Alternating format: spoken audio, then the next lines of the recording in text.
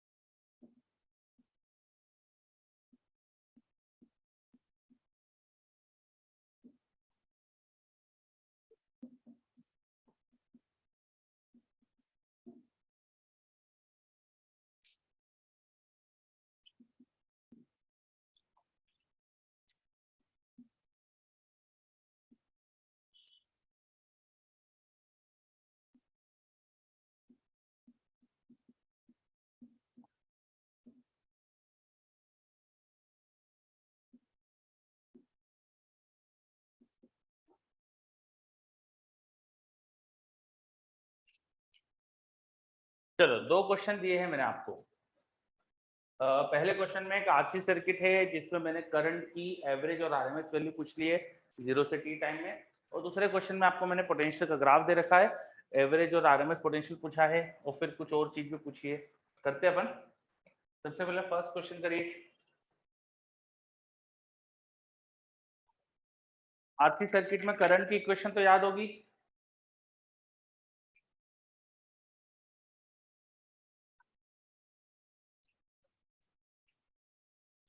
Pure mathematical question है ये। देखो, आपको बस पता होना चाहिए कैसे निकालते हैं आरएमएस एंड एवरेज करंट, और वो आपको पता है तो कुछ नहीं, बस आपको बस फॉर्मूला लगाना है और सॉल्व करनी चीजें, है ना। जल्दी करो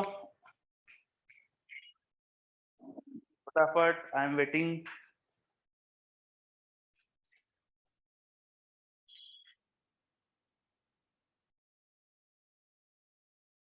गोपाल बोल रहा है सर इसमें तो एक ही डायरेक्शन में है तो एसी नहीं है ना। हाँ कोई बात नहीं, तो भाई कोई एसी नहीं होता है तो क्या उसका एवरेज और आरएमएस नहीं पूछ सकता? मैं तो पूछ सकता हूँ। ठीक है, जल्दी से सॉल्यूशन। भाई इसमें करंट की इक्वेशन आप जानते हो, करंट होता था E by R E to the power minus T by tau, tau होता था यहाँ पे आरसी, है ना। भाई टी जीरो पे देखोगे तो कैपेसिटर बिहेव करता है like a wire, T zero पर तो ई बार का करंट होता है और बाद में धीरे धीरे कम होता है, ये होती थी करंट की इक्वेशन विद टाइम। ठीक है, तो आपको आरसी सर्किट से पता होना चाहिए था करंट की इक्वेशन विद टाइम। बस अब इसकी एवरेज और आरएमएस वैल्यू निकालो, जीरो से टी टाइम में पूछा है मैंने, तो कैसे निकालते हैं एवरेज वो सब यूज कर लो बस।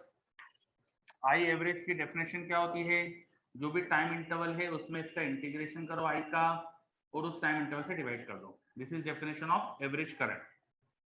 तो it is very simple, 1 upon T I D T, इसका इंटीग्रेशन करोगे तो E by R constant, E की power minus T by R C का ई की power minus T by R C ही आएगा इंटीग्रेशन करोगे, लेकिन minus one by R C से यहाँ पे आपको डिवाइड करना पड़ेगा।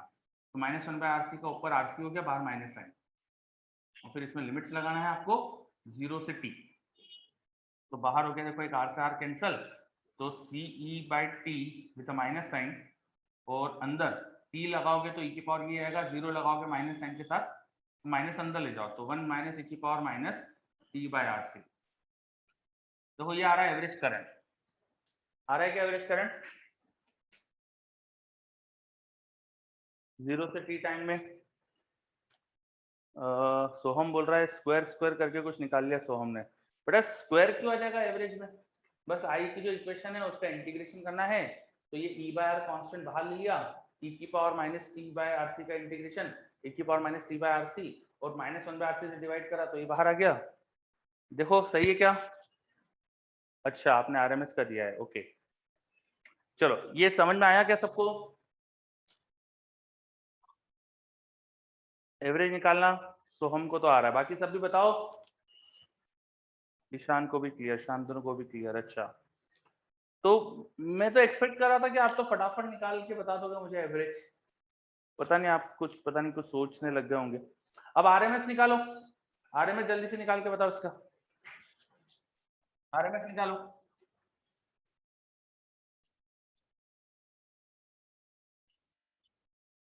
आरएमएस निकालो, आरएमएस कैसे निकालते हैं उसकी डेफिनेशन यूज करो। आई आरएमएस कैसे निकाला जाता है, आई आरएमएस का जो स्क्वायर होता है वो होता है 1/t, जीरो से T I square D T. Current के स्क्वायर का मीन निकालो, फिर उसका रूट ले लो तो आई आरएमएस मिल जाएगा। तो it's also very easy, I RMS का स्क्वायर 1/t, आई स्क्वायर लिखो, आई स्क्वायर हो जाएगा ई बाय आर का स्क्वायर, ई की पावर स्क्वायर करोगे तो minus two T by R C आ जाएगा, उसका इंटीग्रेशन में minus two by R C बाहर आ जाएगा, ई की power minus two T by R C अंदर रह जाएगा इंटीग्रेशन, लिमिट जीरो से टी, लिमिट रख दो, ये एक आर से एक आर कैंसिल हो रहा है देखो यहाँ पर, तो E square C upon are, बाहर एक माइनस साइन और एक टी, ये रह गया, और अंदर लिमिट्स लगा दो, जीरो पहले लिख दो, तो 1 माइनस की power minus two T by R C, this should be the answer. ये आई आर एम एस का स्क्वायर है, सॉरी आंसर नहीं आया अभी ये, this is I R M S का स्क्वायर, इसका रूट ले लो तो आई आर एम एस आ जाएगा, है ना। एक बार चेक कर लो कहीं कोई मिस्टेक तो नहीं हो रही, E square by are square में एक आर से एक आर कैंसिल हो चुका है, नीचे एक आर बचेगा, एक इसकी ऊपर आ जाएगा, हाँ ठीक है। अब रूट ले लो, I R M S will be root over ये ई स्क्वायर का रूट ई ले लो, अंदर root C upon R T into root over this expression 1 minus की power minus two T by R C का रूट पावर हाफ। देख लो कहीं कोई गड़बड़ है क्या, दो कहा गया, दो अच्छा दो दो भूल गया मैं एक, अच्छा ये टू भूल गया, टू भी आएगा डिनोमिनेटर में, हाँ यहाँ पर एक टू भी होना चाहिए, है ना। अब ठीक है, चेक कर लो कुछ और मिस्टेक तो नहीं है, E square by are square, ई का स्क्वायर करेंगे तो यही आएगा, ठीक है अब मुझे लग रहा है सही है ना, ठीक है यार। अब ये क्वेश्चन में आपसे ये भी बोल सकता था कि एक टाइम कांस्टेंट में निकालो एवरेज और आरएमएस, मैं टी की वैल्यू कुछ बोल सकता था कि एक टाइम कांस्टेंट, दो टाइम कांस्टेंट, जो भी दिया है वो आप लिख कर बता सकते हो आंसर, है ना, लिमिट चेंज कर दोगे, यस टी को जो मैंने बोला है वो लग देना, मान लो मैंने बोला एक टाइम कांस्टेंट में निकालो, ये टी एक वन टाइम कांस्टेंट है, तो वन टाइम कांस्टेंट को उसको आरसी लिख देना, यहाँ पर भी टी को आरसी लिख देना, तो हो जाएगा, है ना। चलो सो ये एक सिंपल सा क्वेश्चन अपन ने करा। नेक्स्ट क्वेश्चन, ये पोटेंशियल का इक्वेशन दे दी मैंने आपको, ग्राफ दे दिया है, ग्राफ दे दिया है मैंने पोटेंशियल का कैसे वेरी कर रहा है, और उसकी मैंने एवरेज और आरएमएस वैल्यू पूछ ली पहले पार्ट में, तो पहला पार्ट जल्दी से बताओ इसका, एवरेज और आरएमएस वैल्यू बताओ इसकी क्या आएगी। First part is very easy, second question का फर्स्ट पार्ट तो बहुत इजी है, जल्दी से बताओ।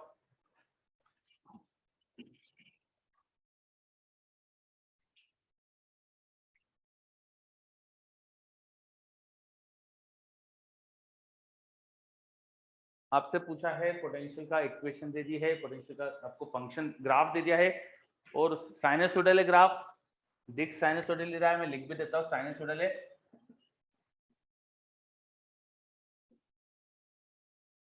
ठीक है।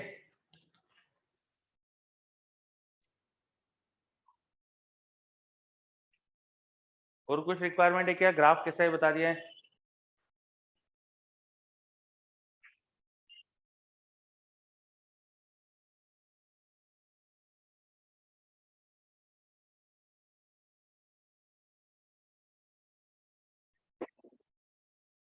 चलो फर्स्ट क्वेश्चन हटा देता हूं मैं पूरा।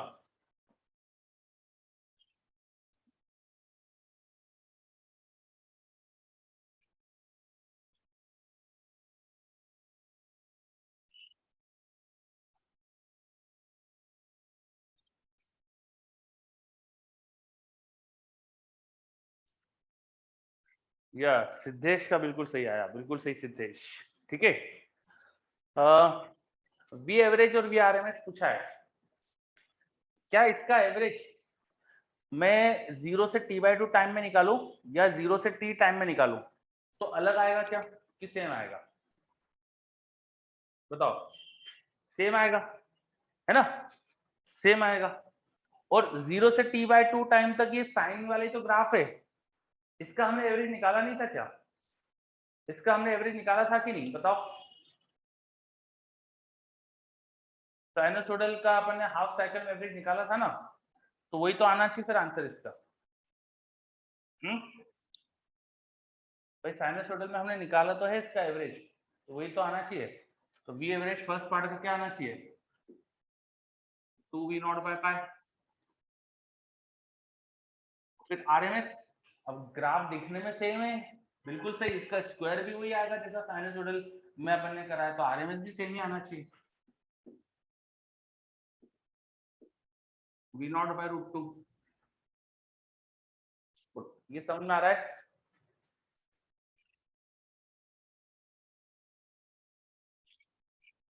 बताइए जल्दी से। अभी देखो 0 से t/2 में ग्राफ बिल्कुल आइडेंटिकल है जो अपन ने साइनसोइडल एसी पढ़ा है। तो साइनसोइडल एसी के जो आंसर आना चाहिए वही आना चाहिए, सिंपल सी बात है। स्क्वायर कर दोगे तो इसमें इसके स्क्वायर में और साइनसोइडल एसी के स्क्वायर में तो कोई फर्क ही नहीं दिखेगा आपको। उसमें नीचे होता था पोटेंशियल, उसका स्क्वायर करोगे तो वही हो जाएगा जैसा यहाँ पर है।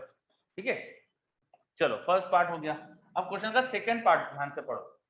Also find RMS of V minus V average.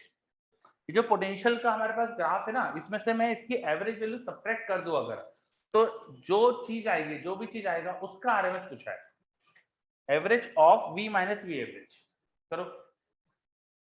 First part में जो वी एवरेज आ गया, उस वो वी एवरेज फिर वी में से माइनस कर दो, और जो भी आया अब उसकी आरएमएस वैल्यू निकालो। करो।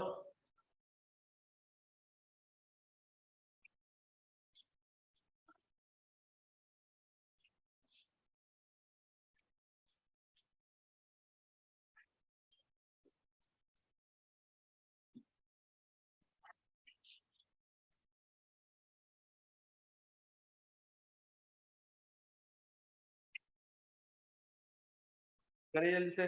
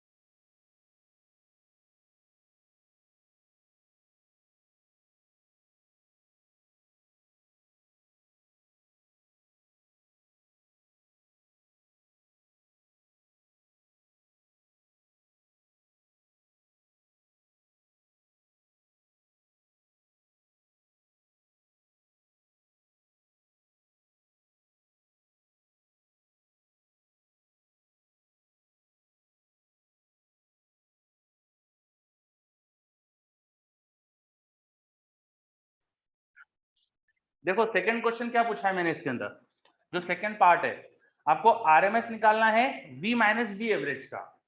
तो वी की इक्वेशन, वी का ग्राफ ये है, वी एवरेज आपको पता है कितना था, वी में से वी एवरेज सब्ट्रैक्ट करना है, और जो भी आएगा फिर उसका आरएमएस निकालना है। समझे? तो रचित का तो आंसर भी आ गया। वी वी का अगर मैं इक्वेशन लिखूं, वी की इक्वेशन लिखूं, for T 0 to T by two. जो v है उसकी इक्वेशन में कुछ ऐसे लिख सकता हूँ, sign omega T, omega is 2 pi by capital T into small T, ऐसी कुछ इक्वेशन लिख सकता हूँ ना मैं इसकी। फिर इस v में से इसकी एवरेज वैल्यू सब्ट्रैक्ट करना है, तो v में से v की एवरेज वैल्यू जब सब्ट्रैक्ट करेंगे तो क्या आएगा, v था v not sine 2 pi by capital T into small T, और उसकी एवरेज वैल्यू कितनी है, वो है 2 v नॉट बाय पाई, ये उसमें से सब्ट्रैक्ट कर दी तो ये आया। अब इस चीज की आपको आरएमएस वैल्यू पूछी है, तो इसके आरएमएस कैसे निकालेंगे, RMS of v minus v average, वो होगा इसका स्क्वायर अगर करोगे तो होना चाहिए 1 अपॉन टी, तो 1 टी बाई टू भी ले सकते हो, क्योंकि ग्राफ टी बाई टू ही इसका पीरियड जैसा दिख रहा है, टी टाइम तक एवरेज निकालो या टी बाई टू तो निकालो, कोई फर्क नहीं पड़ेगा। 0 से टी बाई टू इंटीग्रेट करो v माइनस v एवरेज का स्क्वायर का, अब इसको टी बाई टू से डिवाइड करो, ये आएगा v आरएमएस का स्क्वायर। ये समझ में आ रहा है क्या, ये समझ में आ रहा है क्या, मीनिंग समझ में आ रहा है आपको, पूछा क्या था मैंने, ठीक है। चलो, तो अब आपका काम है कि v माइनस v एवरेज की जो वैल्यू है वो यहाँ रखना है, उसका स्क्वायर करना है, फिर एवरेज वैल्यू फाइंड करना है, देन रूट लेना है। करो फटाफट करो।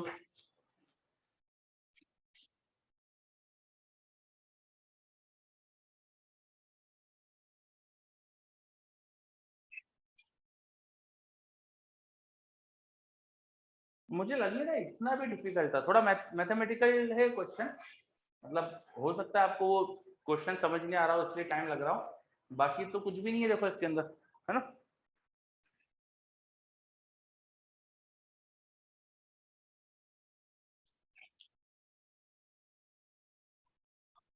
तो जो भी रिक्वायर्ड क्वांटिटी है उसका स्क्वायर वो हो गया, ये देखो 2 by T v minus v average, उसका स्क्वायर करना है तो v नॉट का स्क्वायर बाहर ले लो, ठीक है। अंदर बचेगा इंटीग्रेशन ऑफ v में बचेगा sine of omega T which is 2 pi by capital T into small T, दूसरा टर्म था 2 बाय पाई और इस चीज का स्क्वायर था। अब ये इंटीग्रेशन आप मुझे लगता है कर सकते हो और सॉल्व करके बता सकते हो क्या है।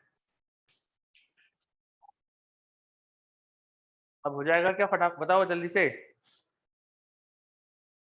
स्क्वायर करना है a माइनस बी का whole square, A square plus B square minus 2ab लगाओ, फिर सॉल्व करो फटाफट।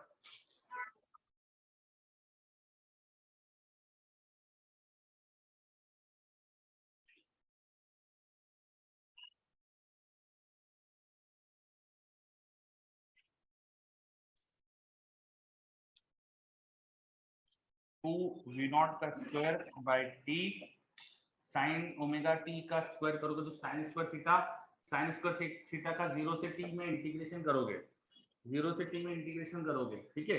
तो साइन स्क्वायर थीटा का इंटीग्रेशन कैसे करेंगे, साइन थीटा को I think half into 1 minus cos two theta में कन्वर्ट करोगे, और फिर इंटीग्रेट करोगे तो 1 का इंटीग्रेशन आ जाएगा t, और जो कॉस वाला टर्म है उसका इंटीग्रेशन करोगे, फिर उसमें लिमिट लगाओगे तो 0 आने वाला है।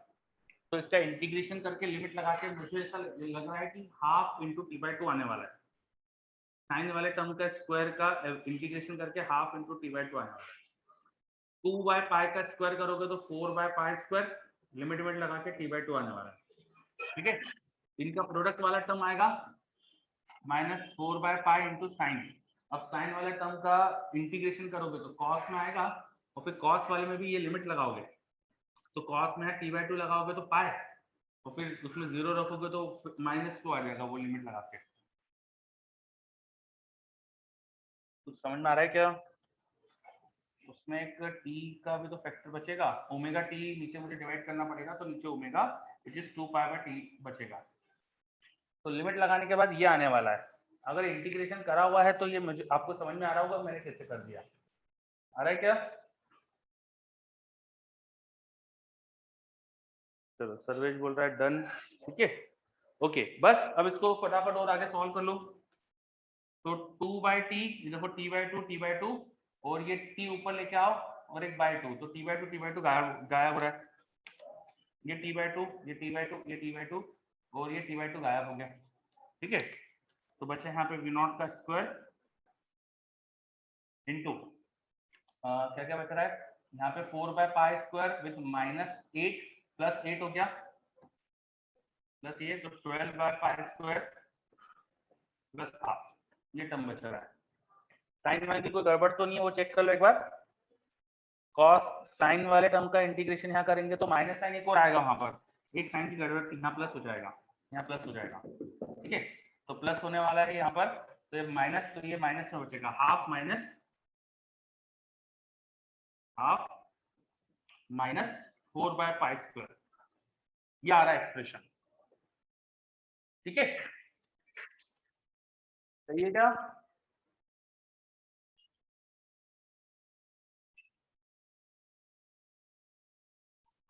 सही है, ओके। बस अब इसका रूट ले लो, तो रूट ले लोगे तो hence RMS of this quantity, ये आगे हमारे पास रूट इसका लोगे तो v0 का स्क्वायर इंटू 1/2 माइनस 4/π² इसका रूट।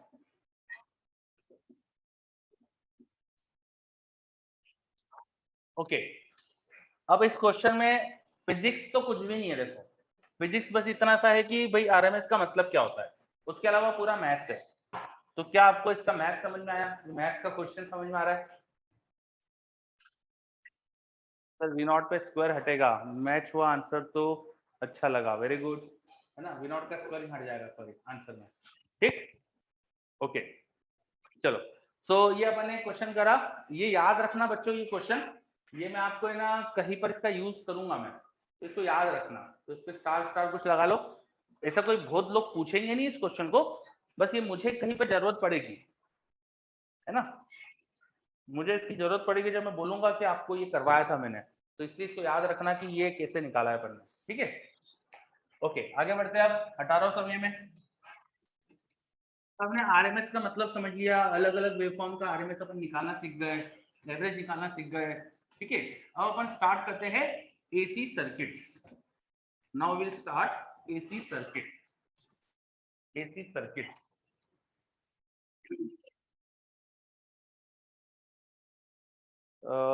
रचित बोल रहा है वी आरएमएस का स्क्वायर माइनस वी एवरेज का स्क्वायर हाफ, नहीं ऐसा कुछ नहीं है, हाँ बिल्कुल सही। चलो अब अपन स्टार्ट करते हैं एसी सर्किट, ठीक है। अब एसी सर्किट से पहले हम अब जो भी एसी पोटेंशियल या करंट यूज करेंगे वो साइनसोइडल होगा। क्यों? क्योंकि हम सब साइनसोइडल पोटेंशियल या करंट ही यूज करते हैं। क्यों यूज करते हैं? बिकॉज बहुत इजीली क्रिएट कर सकते हैं इससे। एक लूप को बस घुमा दो मैग्नेटिक फील्ड में तो उसमें साइनसोइडल ईएमएफ आ जाता है। इसलिए हम जितने अलग अलग वेवफॉर्म होते हैं ना, अब उनमें से कुछ भी यूज नहीं करेंगे। From now on we will discuss only about the sinusoidal AC, ठीक है। तो मान लीजिए आपके पास कोई साइनसोइडल पोटेंशियल है, मान लीजिए V not sine omega T है, where omega is 2πf, f is the frequency. ऐसा जो पोटेंशियल है उसको अगर सर्किट में दिखाना है, सर्किट का सिंबल ये यूज करते हैं अपन, this is symbol of AC potential source, alternating potential source, alternating potential, this is symbol of alternating potential, ठीक है। अब सर्किट स्टार्ट करते हैं। तो सबसे पहले सबसे सिंपल सर्किट, सबसे सिंपल सर्किट मान लो मैंने एक सिंपल सा एक रेजिस्टेंस लिया, उसके साथ में एसी का पोटेंशियल लगा दिया, लाइक दिस, ये सर्किट बनाया मैंने, ठीक है। ये जो मैंने पोटेंशियल बनाया है, पोटेंशियल यूज करा है, उसकी पीक वैल्यू वी नॉट है और angular frequency omega into time, ये मैंने इसकी इक्वेशन मान ली। मान लीजिए कि मैंने एक रजिस्टर के साथ उसके पोटेंशियल डिफरेंस रजिस्टर का जो लगाया ना वो एसी पोटेंशियल डिफरेंस लगा दिया, तो क्या होता है अब समझते हैं अपन। रेजिस्टेंस आर है, ये पोटेंशियल डिफरेंस है।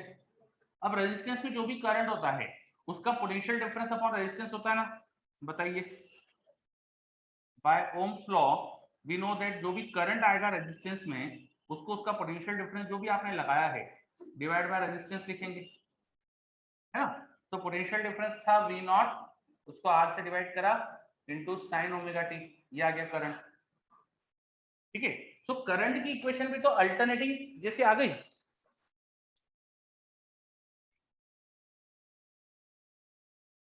चलो मेरे पास एक गोपाल का डाउट आया, एसी वाले इंस्ट्रूमेंट्स का नाम क्या होते हैं? ऐसा कोई खास नहीं है, वही नाम तो वही है, एमीटर वोल्ट मीटर ही यूज करते हैं यहाँ पर भी, है ना। तो ये आपको समझ में आया करंट की इक्वेशन कैसे निकाली मैंने। रेजिस्टेंस के अक्रॉस पोटेंशियल डिफरेंस लगाया, potential difference upon resistance by Ohm's law current मिल जाएगा अपन को, तो रेजिस्टेंस में करंट की इक्वेशन आ गई। ये पॉइंट समझ में आ रहा है? ठीक है, चलो अब जो करंट की इक्वेशन आई है ना उसको ध्यान से देखो जरा। V नॉट बाय आर, ये ऐसा नहीं लग रहा जैसे कि ये पीक वैल्यू है करंट की और इनटू साइन ओमेगा टी, मतलब ये साइनसोइडल फंक्शन ही तो आ गया।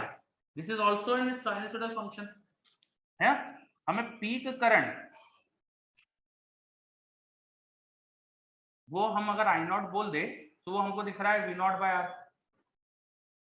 पीक करंट निकालने के लिए जो पीक वोल्टेज है उसको रेजिस्टेंस से डिवाइड कर दो, और दोनों ही साइनसोइडल है, पोटेंशियल करंट दोनों ही साइनसोइडल है।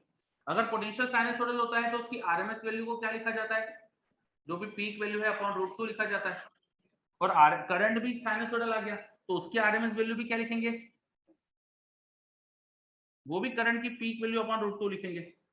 तो दोनों की पीक वैल्यू बाय √2 ही दोनों का आरएमएस है। ये दोनों की पीक वैल्यू का रिलेशन तुम्हें पता है, इसका मतलब आपको आरएमएस का रिलेशन भी पता है। इसको आप ऐसा लिख सकते हो V/RMS/R, लिख सकते हो क्या, I/RMS इक्वल टू V/RMS/R ही हो रहा है। दिख रहा है क्या आपको?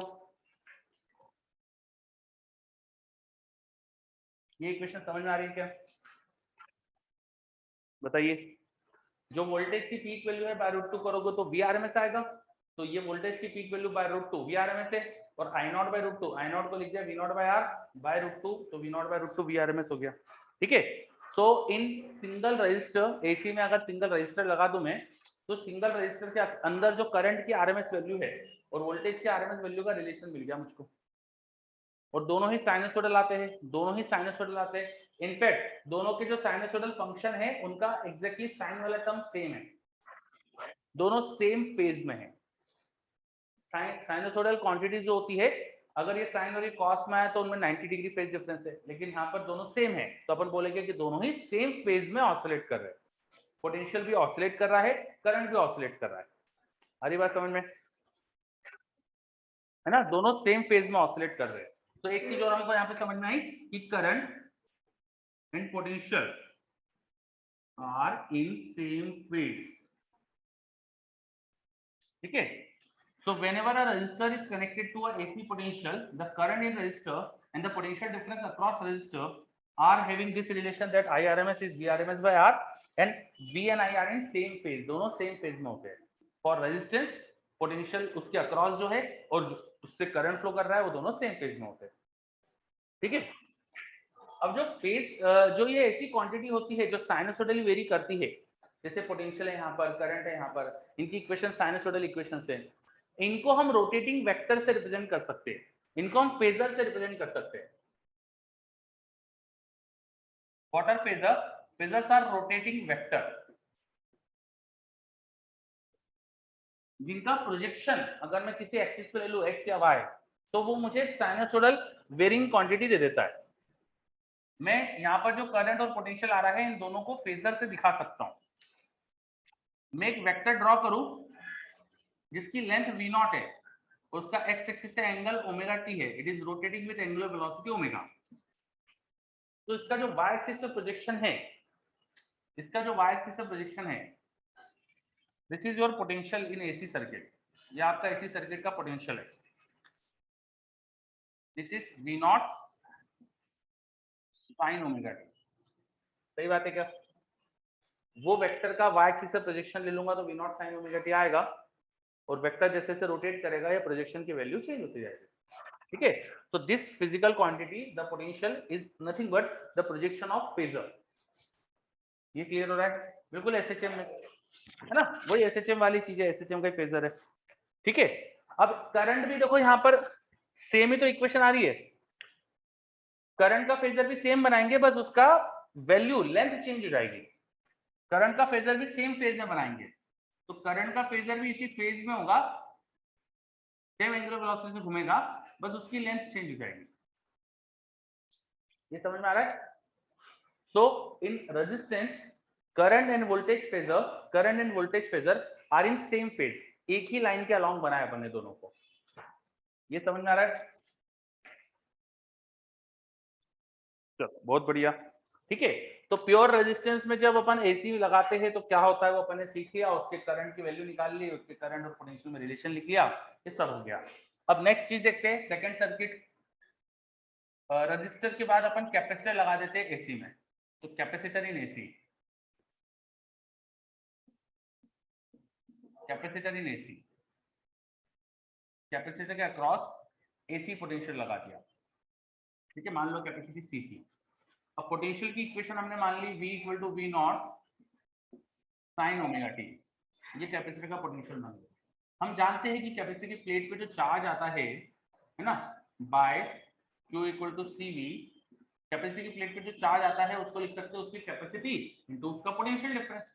तो C इंटू वी, और V की वैल्यू क्या लगाई अपन ने, V not sine omega T. तो आपको कैपेसिटर पे चार्ज मिल गया, कैपेसिटर पे चार्ज मिल गया। और अगर आपको चार्ज मिल गया तो यहाँ से जो करंट फ्लो हो रहा होगा, कैपेसिटर के अंदर जो करंट जा रहा होगा, वो क्या लिखा जा सकता है, I, it must be dq by dt। तो डिफरेंशिएट करो ऐसे, अगर आप डिफरेंशिएट करोगे तो c v नॉट साइन का डिफरेंशिएशन हो जाएगा cos omega t into omega T का ओमेगा लगाना पड़ेगा, तो ओमेगा में आगे लिख देता हूँ, ऐसा लिख दिया मैंने।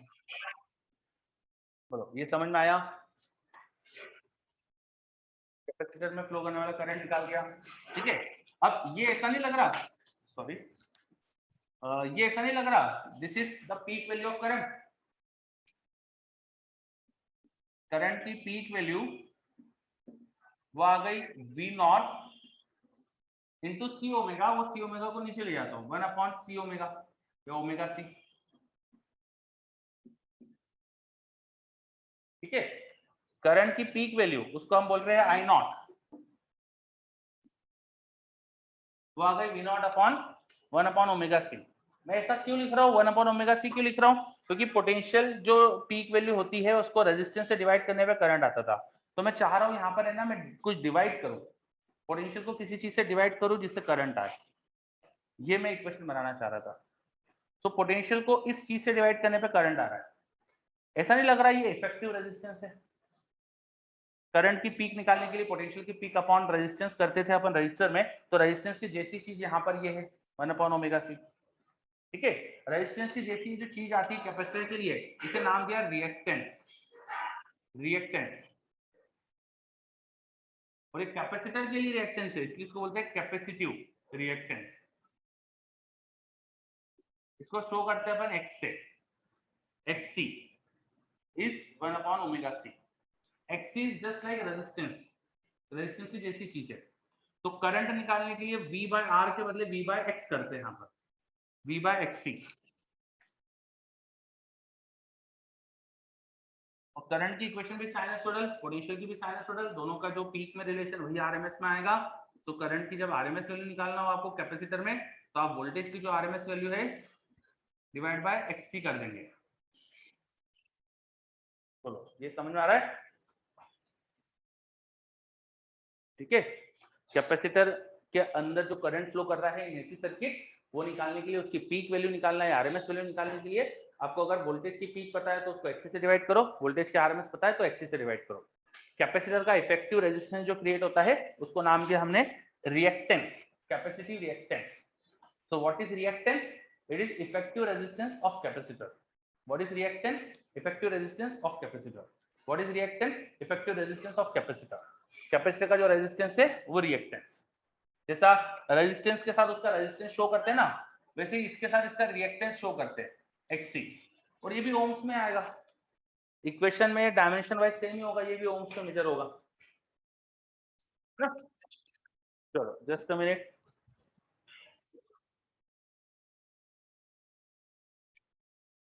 Okay, what is the name of the term? अभी बताया मैंने नेम ऑफ द टर्म, ये लिखा तो है रिएक्टेंस, कैपेसिटिव रिएक्टेंस, ठीक है। और ईशान पूछ रहा है फेज डिफरेंस। हाँ, फेज डिफरेंस की बात कर लेते हैं अब। अभी तक मैंने करंट और पोटेंशियल के फेज की बात नहीं करी। देखो पोटेंशियल साइन में है और करंट कॉस में है। You must be knowing that cos is pi by 2 ahead of sine. तो ये करंट पाई बाय 2 फेज आगे है। हमारे पास एक और चीज दिख रही है यहाँ पर, current in C is pi by 2 phase ahead of potential across C. Capacitor के अक्रॉस जो पोटेंशियल है उससे पाई बाय 2 फेज आगे है करंट। अगर मैं फेजर ड्रॉ करूं कैपेसिटर के लिए, तो कैपेसिटर में जो मैं पोटेंशियल का फेजर बनाऊंगा, मान लो पोटेंशियल का फेजर है, तो करंट का फेजर उससे π/2 आगे, आईसी लिख दिया, करंट इन कैपेसिटर आईसी लिख दिया। ठीक है, फेजर में ऐसा दिखा देंगे 90 डिग्री फेज डिफरेंस है, 90 डिग्री फेज डिफरेंस है। तो कैपेसिटर में करंट आगे पोटेंशियल पीछे, करंट आगे पोटेंशियल पीछे, कितने एंगल से 90 डिग्री, कैपेसिटर में करंट आगे पोटेंशियल पीछे, 90 डिग्री फेज डिफरेंस। ये समझ में आ रहा है सभी बच्चों को? ओके, सो अकेले कैपेसिटर को एसी में लगाते हैं तो क्या होता है वो अपन ने सीखा। अकेले कैपेसिटर को जब एसी में लगाते हैं तो जैसा पोटेंशियल लगाते हैं साइनसोइडल, करंट भी साइनसोइडल ही आता है, पर एक फर्क है, जो पोटेंशियल की इक्वेशन है उसमें जो भी फेज है उससे π/2 फेज आगे है। cos omega T is sin 90 plus omega T plus 90, तो जो भी पोटेंशियल का फेज है उससे 90 डिग्री फेज आगे होता है करंट। फिर करंट की पीक वैल्यू कैसे निकाली, वोल्टेज की जो पीक वैल्यू थी उसको एक्सी से डिवाइड करा, जैसा रेजिस्टेंस में अपन V/R करते हैं, कैपेसिटर में V/XC करते हैं। इफेक्टिव रेजिस्टेंस ऑफ कैपेसिटर जो एसी में दिखता है उसे बोलते हैं reactance. What is reactance? Reactance is the effective resistance of capacitor in AC, उसको कैपेसिटिव रिएक्टेंस बोलते हैं। कितना आता है वो 1/ω/C। अच्छा, ये ओमेगा पे डिपेंडेंट है, एंगुलर फ्रीक्वेंसी ऑफ एसी पे डिपेंडेंट है, जैसे जैसे ओमेगा बढ़ाएंगे वैसे वैसे एक्सी कम होते जाएगा, तो XC changes with omega, AC circuit की एंगुलर फ्रीक्वेंसी के साथ एक्सी कम होते जाता है। लाइक ऐसा ग्राफ आ जाएगा, इनवर्स वाला हाइपरबोला ग्राफ बन जाएगा। ठीक है, चलो, तो ये अपन ने पढ़ा कैपेसिटर एसी में कैसा बिहेव करता है, क्या होता है, कैपेसिटर में कौन आगे कौन पीछे होता है, फेजर भी बना लिया, सब चीजें क्लियर। अभी सब हटा रहा हूं मैं, अब अपन इंडक्टर को पढ़ेंगे, एसी में इंडक्टर लगा के क्या होता है वो देखेंगे। ठीक, ये सब हटा रहा हूं मैं, अभी इतनी स्पेस में करता हूँ, अगर जरूरत लगेगी तो वो आगे का हटा देंगे। ठीक है, third, pure inductor in AC, pure inductor in AC. मैं ऐसा क्यों लिख रहा हूँ प्योर इंडक्टर, बिकॉज इंडक्टर है ना कॉपर वायर से इसे बनाई जाती है कॉइल करके, और कॉपर वायर में रेजिस्टेंस हो सकता है, तो इंडक्टर्स के अंदर भी रेजिस्टेंस होता है, समझे। इसलिए मैं यहाँ पे स्पेशली लिख दे रहा हूँ कि मैं ऐसे इंडक्टर की बात कर रहा हूँ जिसमें सिर्फ इंडक्टेंस है, कोई रेजिस्टेंस नहीं है, इसलिए मैंने स्पेशली मेंशन कर दिया है। ठीक है, तो एक मेरे पास प्योर इंडक्टर है, उसको हम एसी सर्किट में कनेक्ट कर रहे हैं। ठीक है, अब अभी तक हमने ये देखा है कि एसी सर्किट में पोटेंशियल जो अल्टरनेटिंग लगाते हैं, करंट भी अल्टरनेटिंग आता है, तो मैं यहाँ करंट को मानकर पोटेंशियल निकालूंगा। मैं मान लेता हूं कि मैंने ना करंट फ्लो करवा दिया था, लेट, अभी तक पोटेंशियल एज्यूम करके फिर करंट निकाल रहे थे, अब मैं उल्टा कर रहा हूँ। लेट सर्किट में जो करंट फ्लो कर रहा है वो है I0 sin omega T, circuit में करंट मैंने मान लिया, अब मैं पोटेंशियल कितना है वो निकालूंगा। समझ में आ रही बात मैं क्या कर रहा हूँ, करंट मान लेता हूँ अल्टरनेटिव, तो पोटेंशियल देखते हैं कि क्या होता है। ठीक है, चलेगा, कोई प्रॉब्लम इसमें, कर सकता हूँ ऐसा। ठीक है, चलो, अब इसका क्यों ऐसा क्यों कर रहा हूँ, क्योंकि अगर मुझे इंडक्टर का करंट पता है तो मैं उसका पोटेंशियल ड्रॉप लिख सकता हूँ। The potential drop across inductor, the potential drop across inductor, current की डायरेक्शन में जाएंगे तो पोटेंशियल ड्रॉप होता है, कितना होता है -L डी। मैं मैग्नीट्यूड लिख रहा हूँ तो L डी, मैं यहाँ के कंपेयर में यहाँ का पोटेंशियल लिख रहा हूँ तो L डी। ठीक है, डी यहाँ पे डिफरेंशिएट कर दो, तो I0 इज कांस्टेंट, टाइम का डिफरेंशिएशन हो जाएगा omega time cos omega T. ये आ गई इक्वेशन, थोड़ा सा अच्छे से लिखो, इंडक्टर का पोटेंशियल डिफरेंस वो हो गया I0 into omega L into sine 90 plus theta, तो ये इक्वेशन आ गई पोटेंशियल की। अब देखो पोटेंशियल की पीक वैल्यू दिख रही है, और पोटेंशियल की इक्वेशन साइन में है, ये साइन ओमेगा टी प्लस 90 है, ये साइन में थी, तो यहाँ से साफ साफ समझ में आ रहा है एक तो कि पोटेंशियल की पीक वैल्यू जो है, पोटेंशियल की जो पीक वैल्यू है वो आ रही है करंट की पीक इंटू ओमेगा एल। तो V equal to I R से कंपेयर करो तो ये आर जैसा टर्म है ना, इजंट इट, ये आर जैसा टर्म है ना, इसे नाम दे देंगे अपन इंडक्टिव रिएक्टेंस। इंडक्टिव रिएक्टेंस, इसको एक्सेल बोल दिया, कैपेसिटर के लिए एक्सी बोला था, इसको एक्सेल बोल दिया, एक्सेल इज ओमेगा एल। तो यहाँ से हमको समझ में आ गया कि वोल्टेज की पीक इक्वल टू करंट की peak into XL, V equal to I into XL. ये चाहे तो वोल्टेज की पीक लिखो या आरएमएस लिखो, एक ही बात है। एक तो ये समझ में आ गया। अभी तक अपन V equal to I R पढ़ रहे थे, अब V equal to I XC या V equal to I XL ये पढ़ लिया अपन ने। इंडक्टिव रिएक्टेंस क्या है समझ में आ रहा है? इंडक्टिव रिएक्टेंस दिख रहा है अच्छे से? Yes, okay. अब पोटेंशियल जो है देखो वो कॉस में मतलब 90 डिग्री फेज अहेड आया है, potential is 90 degree phase ahead. Now VL is pi/2 phase ahead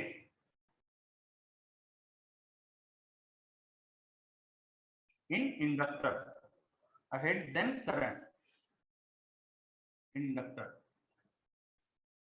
तो अगर इंडक्टर के लिए फेजर बनाऊं, यहां पे बनाता हूं, तो इंडक्टर में जो पोटेंशियल होता है वो फेज में आगे होता है और करंट जो होता है वो फेज में पीछे होता है। Current in inductor and potential in inductor, और इनमें 90 डिग्री का फेज डिफरेंस होता है। कैपेसिटर से उल्टा, कैपेसिटर से उल्टा, इंडक्टर में करंट के रिस्पेक्ट में पोटेंशियल आगे हो गया, इंडक्टर में करंट के रिस्पेक्ट में पोटेंशियल आगे हो गया, और कैपेसिटर में करंट के रिस्पेक्ट में पोटेंशियल पीछे हो गया। ठीक है, करंट के रिलेटिव याद करो, इंडक्टर पोटेंशियल को आगे भेज देता है pi/2 एंगल से करंट के रिस्पेक्ट में, और कैपेसिटर करंट के रिस्पेक्ट में पोटेंशियल को पीछे भेज देता है pi/2 एंगल से। ठीक है, चलो देख लो सब अच्छे से। तो हम बोल रहा है ये मैथमेटिकली हो देखना है ना, कोई एनालिटिकल एक्सप्लेनेशन नहीं, अभी तो मैथमेटिकल इक्वेशन से समझना है अपन को तो ये। ठीक है, ओके।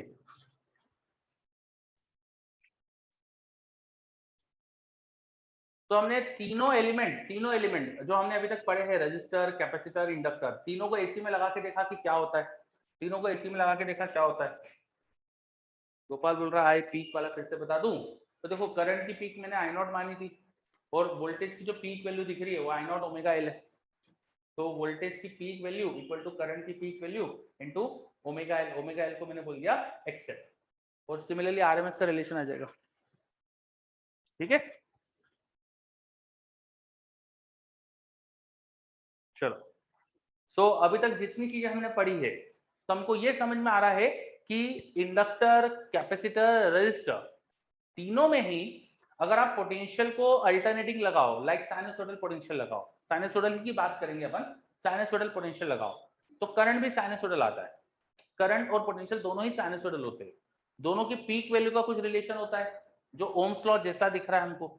वोल्टेज की पीक वैल्यू और करंट की पीक वैल्यू में हमेशा ओम्स लॉ जैसा रिलेशन आ रहा है ना, या उसी को आरएमएस वाला रिलेशन भी बोल सकते हैं, क्योंकि पीक बाय रूट तो आरएमएस हो जाएगा। तीनों ही एलिमेंट में ओम्स लॉ जैसा एक रिलेशन आ जाता है। रजिस्टर में होता है V equal to I R, capacitor में होता है V equal to I XL, I XC, और इंडक्टर में होता है V equal to I XL. तो जो रेजिस्टेंस जैसी चीज होती है वो कैपेसिटर और इंडक्टर के लिए क्या बोलते हैं, उसको हम रिएक्टेंस। इंडक्टर के लिए उसे इंडक्टिव रिएक्टेंस बोलते हैं, कैपेसिटर के लिए कैपेसिटिव रिएक्टेंस बोलते हैं। ठीक है, रिएक्टेंस का कॉन्सेप्ट एक बार फिर से बता दो, हाँ वही बता रहा हूं मैं। तो reactance is like effective resistance in AC. तीनों जो एलिमेंट्स है, तीनों का जो सर्किट में रेजिस्टेंस जैसी चीज दिख रही है, रजिस्टर का रेजिस्टेंस को रेजिस्टेंस बोलते हैं, कैपेसिटर और इंडक्टर का जो इफेक्टिव रेजिस्टेंस दिखता है उसे हम बोलते हैं रिएक्टेंस, उसे हम बोलते हैं रिएक्टेंस। कैपेसिटर की रिएक्टेंस को एक्सी से रिप्रेजेंट करते हैं, इंडक्टर के लिए रिएक्टेंस को एक्सएल से रिप्रेजेंट करते हैं, और ये एक्सएल और एक्सी ये दोनों का यूनिट ओम्स में होगा। क्यों? क्योंकि इक्वेशन में ये V वोल्ट में, करंट एम्पियर में, तो यहाँ जो चीज होती थी वो रेजिस्टेंस ओम्स में होता था, तो ये ओम्स में होता है। एक्सएल और एक्सी की वैल्यू ओम्स में निकालेंगे अपन। ठीक है, चलो ओके। तो आपको बस अब याद रखना है, देखो चीजें, हमने मैथमेटिकली चीजें डिराइव कर ली, अब सब चीजों को दिमाग में बिठाना है। क्या क्या दिमाग में बिठाना है कि इंडक्टर हो, रजिस्टर हो, कैपेसिटर हो, तीनों में एसी पोटेंशियल लगाने से एसी करंट आता है, एसी पोटेंशियल लगाने से एसी करंट आता है, एसी पोटेंशियल लगाने से एसी करंट आता है, साइनसोइडल पोटेंशियल से साइनसोइडल करंट आता है। ये बात समझ में आई? एक एक चीज में याद दिला रहा हूँ, याद करो सब अच्छे से, है ना? चलो, तीनों में साइनसोइडल पोटेंशियल से साइनसोइडल करंट आता है, ठीक है। पोटेंशियल और करंट की पीक या आरएमएस का रिलेशन क्या होता है? तो ओम्स लॉ जैसा होता है, V equal to I R. Potential और करंट की पीक या आरएमएस का रिलेशन कैसा होता है? ओम्स लॉ जैसा होता है, V equal to I R जैसा होता है। रजिस्टर के लिए V equal to I R होता है, कैपेसिटर के लिए V equal to I X होता है, इंडक्टर के लिए V equal to I XL होता है। ये याद रहेगा भाई। साइनसोइडल इक्वेशन में दो चीज इंपॉर्टेंट होती है कि पीक वैल्यू क्या है और एंगुलर फ्रीक्वेंसी क्या है। एंगुलर फ्रीक्वेंसी दोनों की सेम है, पोटेंशियल और करंट की हमेशा सेम है। जो पोटेंशियल की एंगुलर फ्रीक्वेंसी है वही करंट की एंगुलर फ्रीक्वेंसी है, जो करंट की एंगुलर फ्रीक्वेंसी है वही पोटेंशियल की एंगुलर फ्रीक्वेंसी है। एंगुलर फ्रीक्वेंसी में कोई बदलाव नहीं होता है। ये समझ में आया? ठीक है। फेज में चेंज आ रहा है, करंट और पोटेंशियल के फेज में चेंज आ रहा है, करंट और पोटेंशियल के फेज में चेंज आ रहा है। ठीक है, क्या चेंज आता है वो यहां दिख रहा है।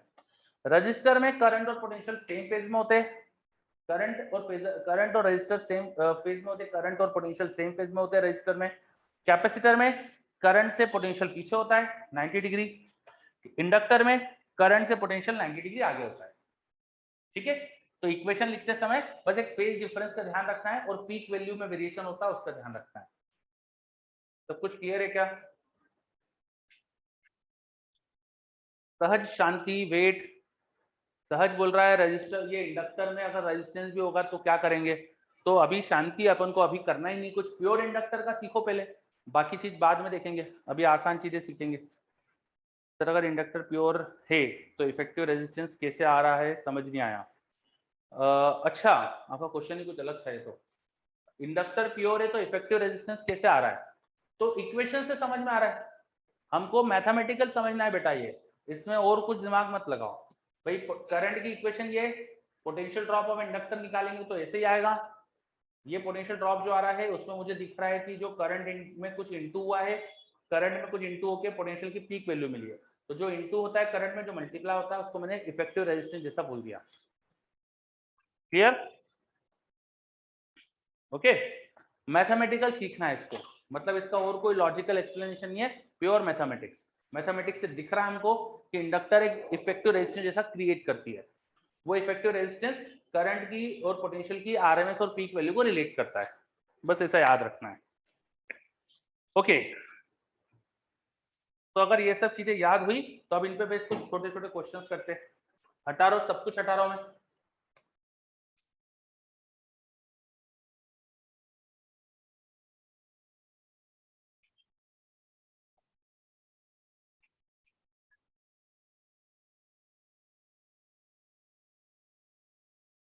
सिंपल सिंपल क्वेश्चन करेंगे, तो सब चीजें थोड़ी सी और स्ट्रांगली याद हो जाए।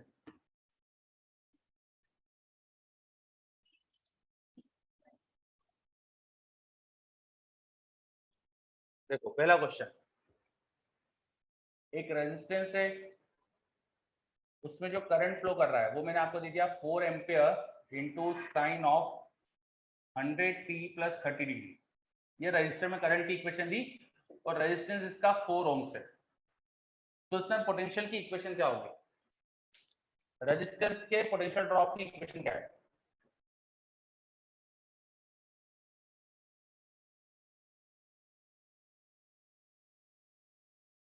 बताओ जल्दी से।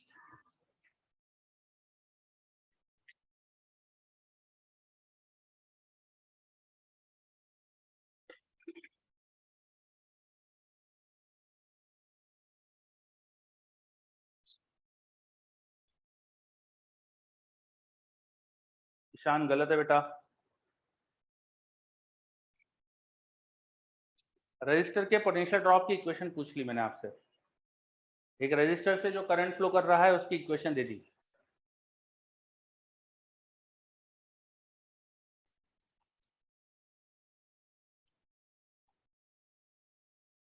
चलो सोहम का आंसर आया है। सोहम, सोहम आपका भी गलत है बेटा। ईशान आप सही है।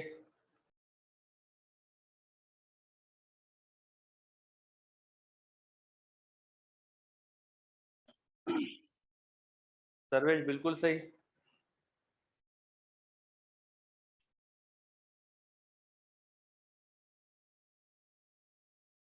Current is 4 ampere into sin of 100t plus 30. Current is 4 ampere into sin of 100t plus 30. ठीक है।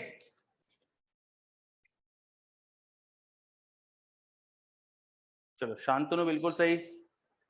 गगनदीप यही करना है, डर क्यों रहो इतना, पूछ क्यों रहो मेरे से कि ये करना है क्या। आपने अभी पढ़ा है कि रजिस्टर में जो पोटेंशियल होता है और जो करंट होता है सेम फेज में होते हैं और दोनों की इक्वेशन ही साइनसोइडल आती है। तो एग्जैक्टली यही जो साइन वाला फंक्शन है वही यहाँ आ जाएगा, सेम आ जाएगा। Sine 100t plus 30 degree same आ जाएगा, बस पीक वैल्यू बदल जाएगी। करंट की पीक 4 एम्पेयर है, रेजिस्टेंस 4 ओम है, तो V equal to I R से 16 वोल्ट वोल्टेज की मैक्सिमम वैल्यू होगी। ये आ गई इक्वेशन वोल्टेज की। आया क्या? है बहुत सिंपल। चलो अगला क्वेश्चन। नेक्स्ट क्वेश्चन, एक कैपेसिटर है, उस कैपेसिटर में जो करंट फ्लो कर रहा है, चलो अब करंट नहीं मैं पोटेंशियल की इक्वेशन देता हूँ। कैपेसिटर के अक्रॉस जो पोटेंशियल है उसकी इक्वेशन दे दी मैंने, वो दे दी 5 into sine of 50t plus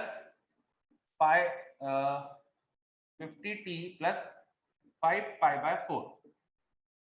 ठीक है, ये मैंने पोटेंशियल की इक्वेशन दे दी, कैपेसिटर के अक्रॉस पोटेंशियल डिफरेंस की इक्वेशन दे दी। इसकी कैपेसिटी जो है वो 4 फेराड है। कैपेसिटी जो है वो 4 फेराड है ना। ये एक काम करो, 50 को 5 कर लो, यहाँ पर 5 कर लो। ठीक है, अब बताओ इसमें करंट की इक्वेशन क्या होगी। Equation of current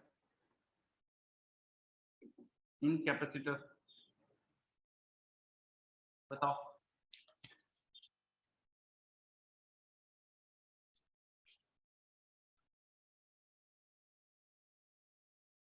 equation of current in capacitor, potential की इक्वेशन दे दी मैंने, कैपेसिटर के अक्रॉस पोटेंशियल डिफरेंस जो है उसकी एक इक्वेशन दे दी है, दैट इज साइनसोइडल इक्वेशन।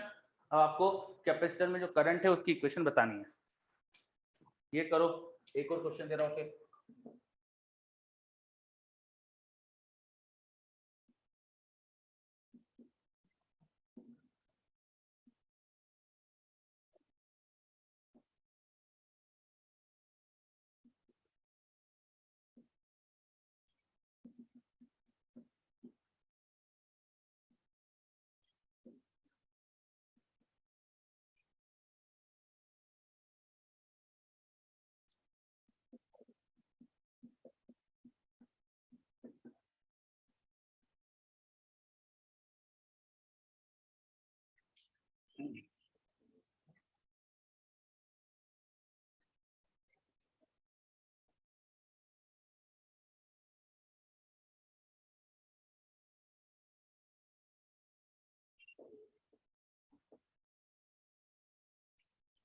चलो कैपेसिटर वाला क्वेश्चन देखते हैं।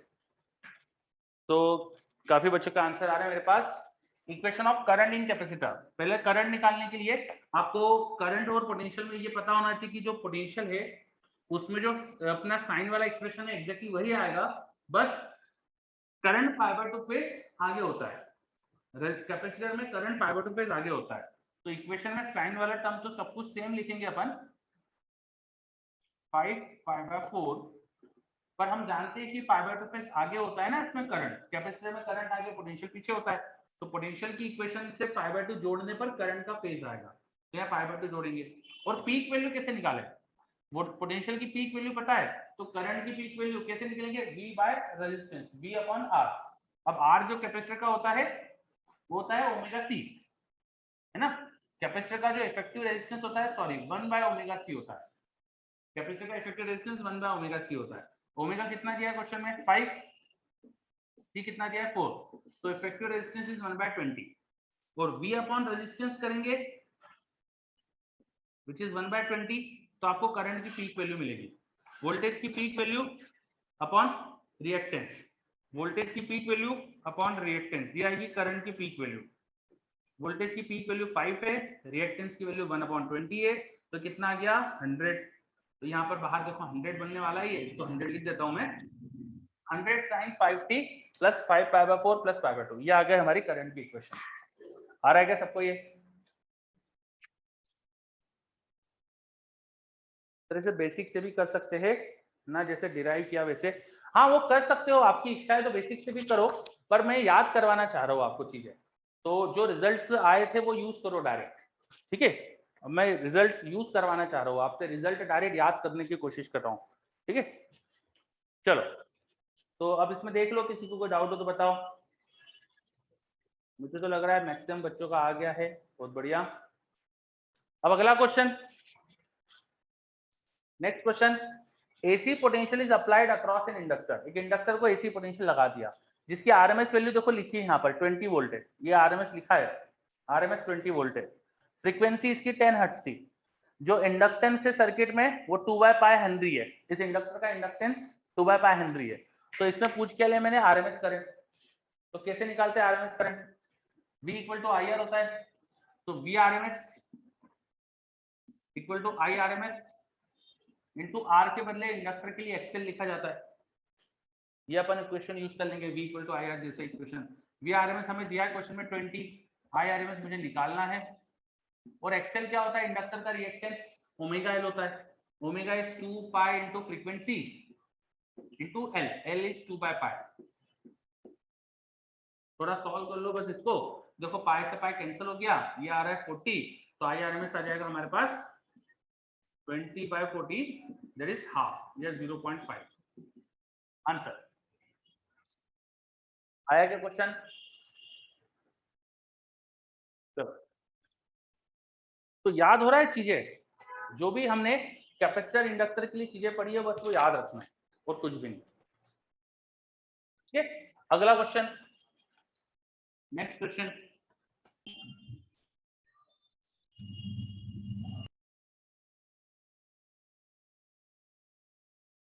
नेक्स्ट क्वेश्चन, एक अननोन एलिमेंट हमारे पास एक बॉक्स के अंदर लगा है, अननोन है, मुझे पता नहीं क्या है ये हो सकता है रजिस्टर है, कैपेसिटर है या इंडक्टर है, तीन में से कुछ एक है, रजिस्टर, कैपेसिटर, इंडक्टर में से कुछ एक है। हमें यहाँ पर जो पोटेंशियल डिफरेंस है उसकी इक्वेशन पता है, वो है 100 sin 100t, और जो यहाँ करंट फ्लो कर रहा है उसकी इक्वेशन पता है, वो है 20 cos 100t। तो पहली चीज तो बताना है कि एलिमेंट कौन सा लगा है, बताओ कौन सा एलिमेंट लगा है यहाँ पे? रजिस्टर, कैपेसिटर, इंडक्टर में से क्या लगा है? रजिस्टर, कैपेसिटर, इंडक्टर में से क्या लगा है? चलो बहुत बढ़िया, काफी बच्चों का मेरे पास जवाब आ रहे हैं। हमें गलत है बेटा, ईशान गलत है बेटा, शांतनु बिल्कुल सही। आपको ये ध्यान देना चाहिए कि पोटेंशियल की इक्वेशन साइन में है और करंट की इक्वेशन कॉस में है। Cos theta is sine 90 plus theta, cos theta is sin 90 plus theta. This is nothing but sin 100t plus π/2। तो करंट आगे है, पोटेंशियल पीछे है, करंट π/2 फेज आगे दिया है, करंट इज π/2 फेज अहेड, इसका मतलब अहेड देन पोटेंशियल, इसका मतलब कौन है ये? कैपेसिटर होना चाहिए, कैपेसिटर में करंट आगे पोटेंशियल पीछे, कैपेसिटर में करंट आगे पोटेंशियल पीछे, 90 डिग्री फेज डिफरेंस दिख रहा है, 90 डिग्री फेज डिफरेंस होता है, तो कैपेसिटर समझ में आ गया। अब अगर कैपेसिटर समझ में आ गया तो इस कैपेसिटर की कैपेसिटी बताओ, कैपेसिटी ऑफ दिस कैपेसिटर बताइए, इस कैपेसिटर की कैपेसिटी क्या होगी बताइए, जो भी ये कैपेसिटर लगा है उसकी कैपेसिटी बताइए।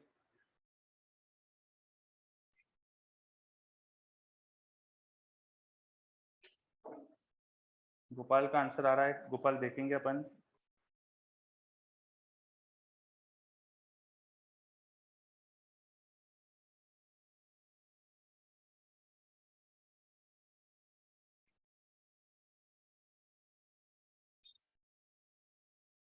चलो रचित का काफी बच्चों के आंसर्स आ रहे हैं मेरे पास, बहुत बढ़िया। तो आपको पता होना चाहिए कि कैपेसिटी कैसे निकाले। इसके लिए हम क्या कर सकते हैं, वोल्टेज की जो पीक वैल्यू और करंट की पीक वैल्यू देखो वो दी हुई है आपको, जो गिवन चीज है वो ध्यान से देखो। वोल्टेज और करंट की पीक वैल्यू पता है, आप जानते हो V equal to I R होता है।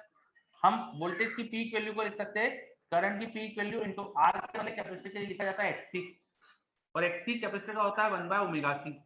ओमेगा कितना दिख रहा है देखो 100 इंटू सी, ये आ गई इक्वेशन जिससे आप निकाल सकते हो। तो सी हो जाएगा 20/10⁴, है ना।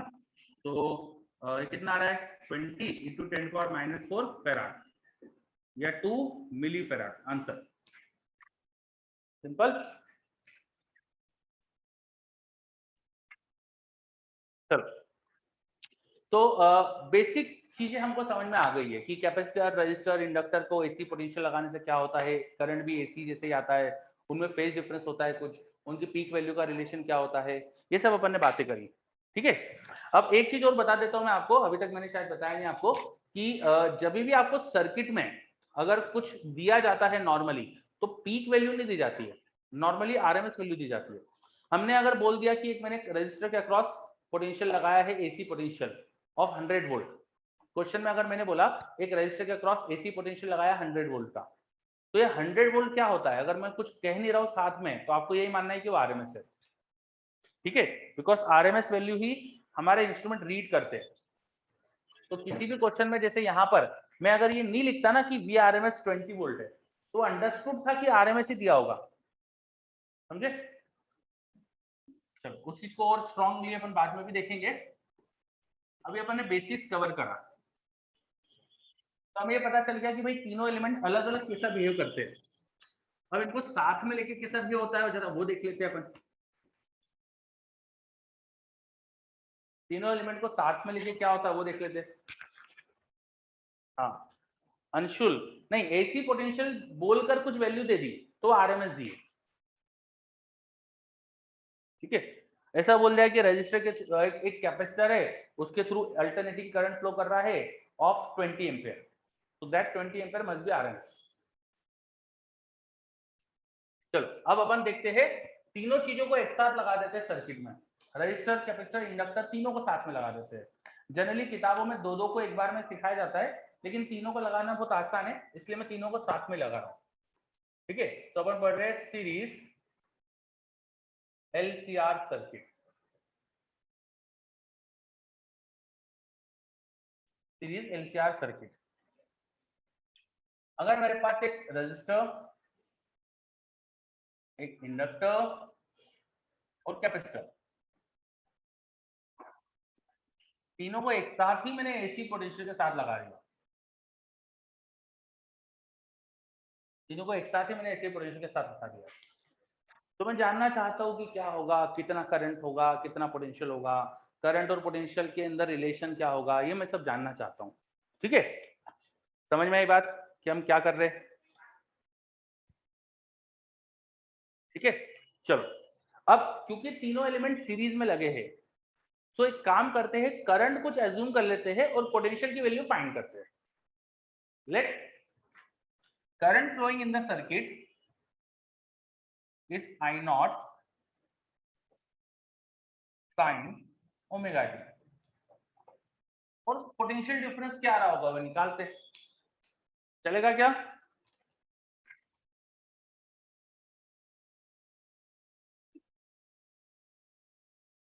मैं क्यों कर रहा हूं ऐसा, बिकॉज तीनों सीरीज में है, सीरीज में करंट सेम होगा, तो करंट जो चीज तीनों में कॉमन है उसको मैं वेरिएबल लेके चल रहा हूँ और उससे बाकी चीजें निकालूंगा मैं, है ना। तो मैंने मान लिया सर्किट में करंट, अल्टरनेटिंग करंट फ्लो कर रहा है, साइनसोइडल करंट फ्लो कर रहा है, रजिस्टर का रेजिस्टेंस आर है, इंडक्टर का इंडक्टेंस एल है, कैपेसिटर की कैपेसिटी सी है, एंगुलर फ्रीक्वेंसी मैंने ओमेगा माना, ठीक है। अब अगर इतना करंट फ्लो कर रहा है तो तीनों में करंट तो सेम ही होगा, एसी है, सीरीज में है, सीरीज में करंट तो सेम होगा, तो तीनों के पोटेंशियल डिफरेंस तो आप मुझे लिखकर बता सकते हो।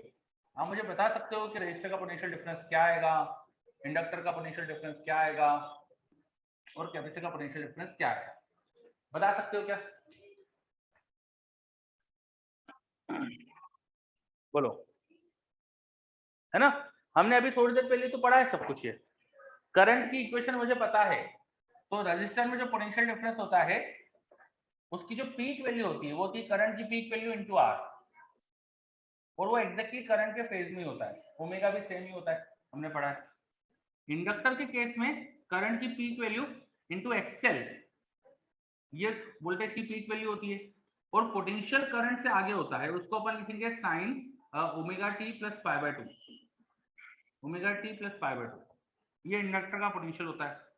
कैपेसिटर का जो पोटेंशियल होता है उसको लिखेंगे आई नॉट एक्स सी इंटू वो पाई बाय 2 फेज पीछे होता है, कैपेसिटर में करंट आ गया, पोटेंशियल पीछे होता है। चलो, ये समझ में आया कि आपको मैंने कैसे तीनों के अक्रॉस पोटेंशियल डिफरेंस की टाइम के साथ इक्वेशन लिख दी। ये इक्वेशन हो गई रजिस्टर के पोटेंशियल ड्रॉप की, ये हो गई इंडक्टर के पोटेंशियल ड्रॉप की, कैपेसिटर के पोटेंशियल ड्रॉप की।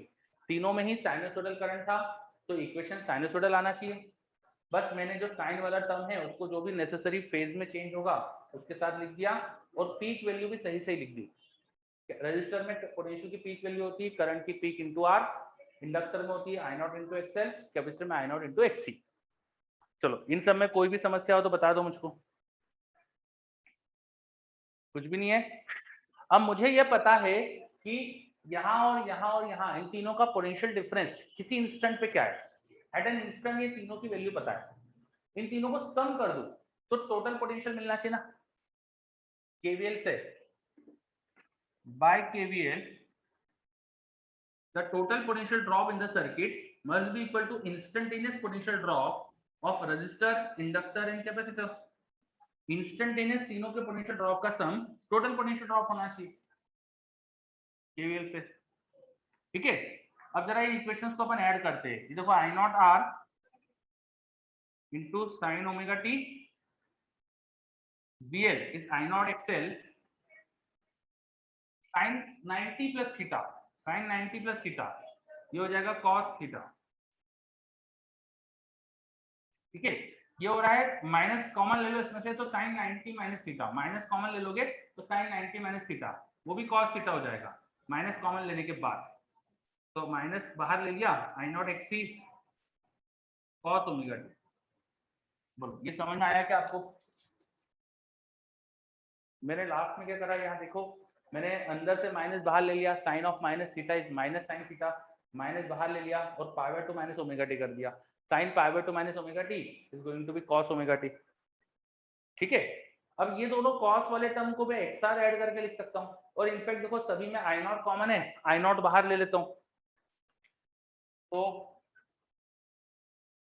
पोटेंशियल आई नॉट को सब में से बाहर ले लिया, आई नॉट को सब में से बाहर ले लिया।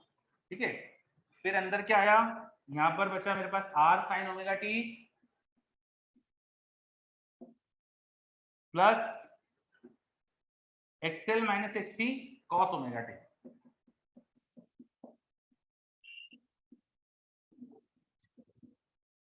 देखो ये इक्वेशन आ रही है क्या?